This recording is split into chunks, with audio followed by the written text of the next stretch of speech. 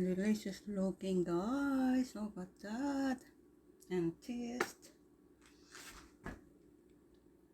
Really good.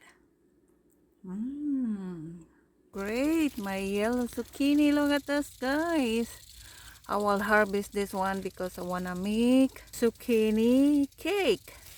So harvest natin yan. Oh my gosh. It's very long. Okay. So wawash natin.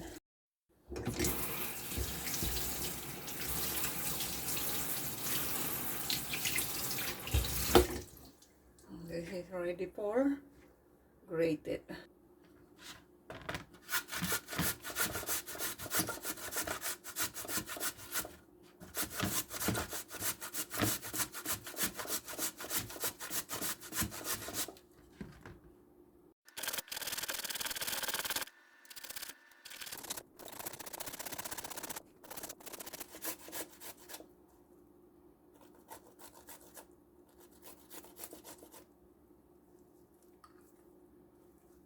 There you go. Ang dami, diba?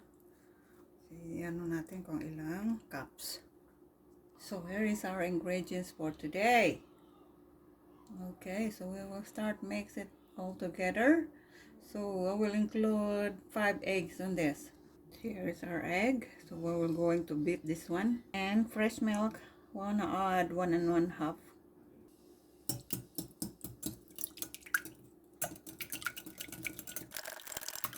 And 200 grams na condensed milk. I-pour lang natin siya dito.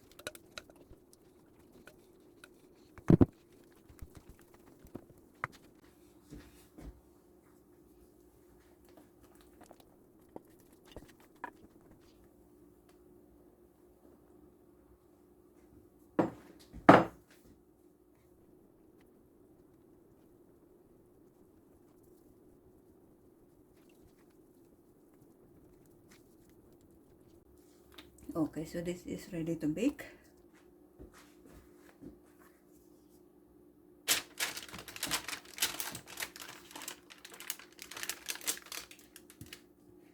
So we will bake this for 35 minutes, mga lalabs. In 400 degrees Fahrenheit. Ayan. So that is all ready to bake. Not only vegetable, but we can bake us a cake, this one. And there you go. So our oven is ready. There you go. We will wait until 35 minutes. Now we'll be good.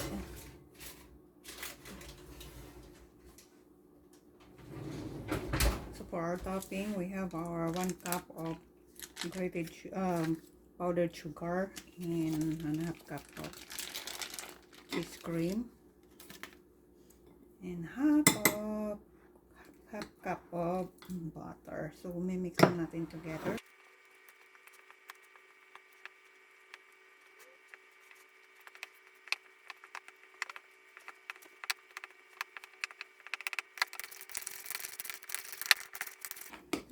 Okay, so this is about right. So this is set aside muna natin siya while hinihintay natin yung ating cake.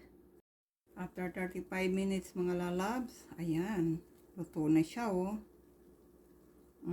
Diba? Ayan. So makikita ninyo talaga na yum, yum, yum. So spread na natin yung ating on top. So lalagay mo lang sa top nito.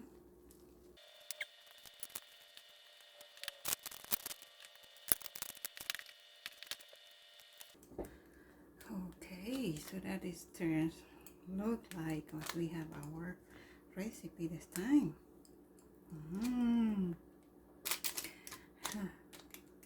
It's melted mouth. Look at that. Let's proceed to taste, my loves.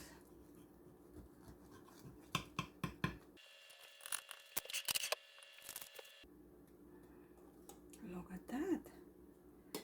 Wow. How sweet is that? Delicious. And let's try to taste. Look at that. Oh.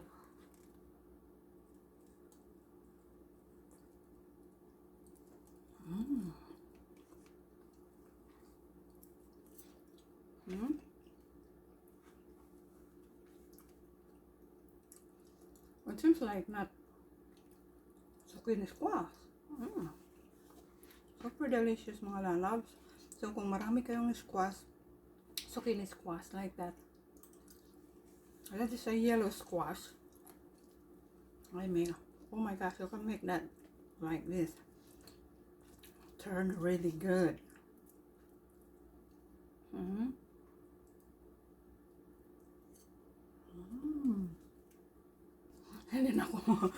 Hindi na ako ma-stop ng kain So, ayan guys, thank you so much for watching this my recipe. May natutunan na naman kayo galing sa akin. So, thank you so much for watching everyone.